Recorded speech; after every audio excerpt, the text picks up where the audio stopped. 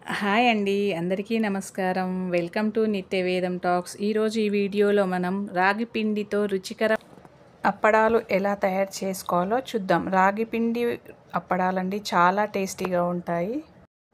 మనం ఎప్పుడు బియ్యం పిండి లేదా రవ్వతో వడియాలు చేస్తూ ఉంటాం కదా. ఈసారి కొత్తగా ఇలా రాగి పిండితో ట్రై చేసి చూడండి. చాలా టేస్టీగా ఉంటాయి, చాలా క్రిస్పీగా ఉంటాయి. నోట్లో వేసుకోగానే వెన్నలా కరిగిపోయేంత టేస్టీగా ఉంటాయి. ఇవి ఎలా తయారు చేయాలో ఇప్పుడు చూసేద్దాం రండి. సారీ అండి, ఈ వీడియో రికార్డ్ చేయడం మర్చిపోయాను నేను. అందుకని ఇంగ్రీడియంట్స్ ఏమేమి కావాలో అలాగే ప్రాసెస్ ఏంటో ఇక్కడ చూపిస్తాను, చూసేయండి. ఒక గ్లాస్ రాగి పిండి అండి.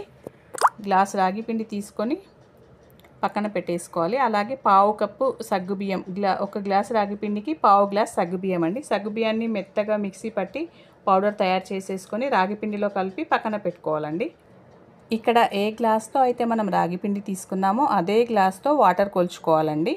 మొత్తానికి ఒక గ్లాస్ రాగి పిండికి గాను 11 గ్లాస్ వాటర్ పోసుకోవాలి. 11 గ్లాసెస్ వాటర్లో ఒక 2 గ్లాసులు పిండి జారుగా కలుపుకోవడానికి ఒక బౌల్లోకి తీసుకున్నాం కదా మనం మిక్సీ పట్టిన పిండిని. ఆ పిండిలో 2 గ్లాసుల వాటర్ పోసి లూజ్గా కలిపి పక్కన పెట్టుకోవాలి. ఇప్పుడు పచ్చిమిర్చి అండి, పచ్చిమిర్చి తీసుకొని మిక్సీ జార్లోకి కచ్చాపచ్చాగా కొద్దిగా ఉప్పు వేసి మిక్సీ పట్టి పక్కన పెట్టుకోవాలి. అలాగే 2 స్పూన్ల నువ్వులు. అడుగు మందంగా ఉన్న ఒక గిన్నె తీసుకొని అందులో 9 గ్లాస్ వాటర్ పోసుకోవాలండి. వాటర్ పోసుకొని స్టవ్ పైన పెట్టి వాటర్ మరుగుతుండగా ఈ నువ్వులు వాటర్లో వేసుకోవాలి. అలాగే కచ్చాపచ్చాగా మిక్సీ పట్టిన పచ్చిమిర్చి పేస్ట్ ఉంది కదా, అది కూడా వాటర్లో పోసేసుకొని ఒకసారి కలుపుకోవాలండి. 1 నిమిషం పాటు పచ్చిమిర్చి పేస్ట్ వాటర్లో కలిసేలాగా ఉడికించుకొని ఆ తర్వాత ఇందాక రాగిపిండి సగ్గుబియ్యం 2 కలిపి వాటర్లో కలిపి పెట్టుకున్నాం కదా, ఆ పిండిని మరుగుతున్న వాటర్లో పోసుకోవాలి. నిదానంగా వాటర్లో పోసుకుంటూ కలుపుతూనే ఉండాలండి. కంటిన్యూయస్గా కలుపుతూ ఉండాలి, లేదంటే ఉండలు కట్టేస్తుంది. ఇదిగో చూసారా, ఇక్కడ వీడియోలో చూపిస్తున్నట్టు కంటిన్యూయస్గా కలుపుతూనే ఉండాలి. ఫ్లేమ్ని మీడియం టు హైలో పెట్టుకుంటూ దగ్గరనే నిల్చొని కలుపుతూ ఉండాలి. కంటిన్యూయస్గా అడుగు నుండి కలుపుతూ ఉండాలండి. 2-3 నిమిషాల తర్వాత ఇలా ఉడుకు పడుతుంది కదా, అప్పుడు మీడియం ఫ్లేమ్లోకి పెట్టేసుకొని ఇలా కలుపుతూ అడుగు నుండి కలుపుతూనే ఉండాలి, లేదంటే అడుగు పట్టేస్తుంది. ఇదిగో ఇలా కుత బబుల్స్ వచ్చేదాకా ఉడికించుకోవాలండి. రాగి పిండిలో జీగు ఉండదు కదా, దానికి తోడు మనం సగ్గుబియ్యం వేసాం కదా. సగ్గుబియ్యం ముందు నానబెట్టలేదు, పౌడర్ వేసుకున్నాం కాబట్టి అది ఉడకడానికి టైం పడుతుంది. ఇదంతా ప్రాసెస్ మొత్తంగా ఈ సగ్గుబియ్యం రాగి పిండి ఉడకడానికి 10 నుండి 15 నిమిషాల వరకు పడుతుందండి. 10-15 నిమిషాలు అనే కంటే ఇది చిక్కబడేదాకా ఉడికించుకోవాలి. ఇది చల్లారిన తర్వాత మరికొంచెం చిక్కబడుతుంది.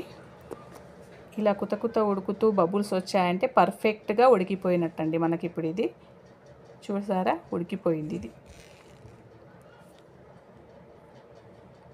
ఇంకొక నిమిషం పాటు కలుపుకొని స్టవ్ ఆఫ్ చేసేసుకొని దించుకుందాం.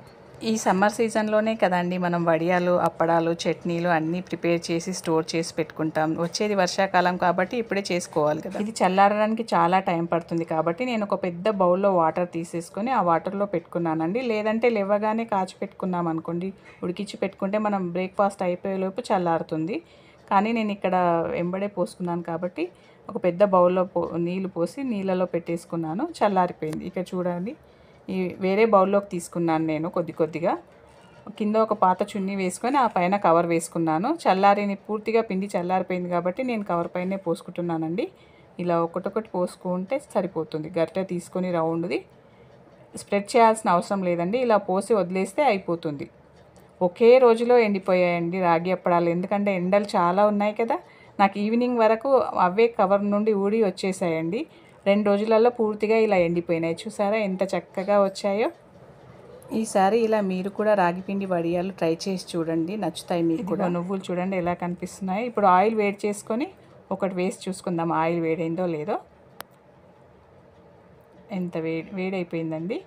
ఒకటొకటి వేస్తూ ఇట్లా ప్రెస్ చేస్తూ కాల్చుకోవాలి. చెప్తే నమ్మరు కానీ నోట్లో వేసుకోగానే కరిగిపోతున్నాయండి. చాలా రుచిగా ఉన్నాయి, చాలా క్రిస్పీగా ఉన్నాయి.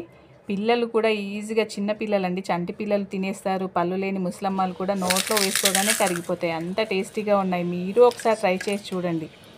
నా వీడియో కనుక మీకు నచ్చినట్లయితే లైక్ చేయండి, షేర్ చేయండి, మీ ఫ్రెండ్స్కి, ఫ్యామిలీ మెంబర్స్కి షేర్ చేయండి. అలాగే సబ్స్క్రైబ్ చేసుకోండి నా ఛానల్ని. కామెంట్ చేసి చెప్పండి ఎలా కుదిరిందో. ఇలాంటి మరిన్ని వీడియోస్ కోసం నా ఛానల్ని చూస్తూనే ఉండండి, సపోర్ట్ చేయండి.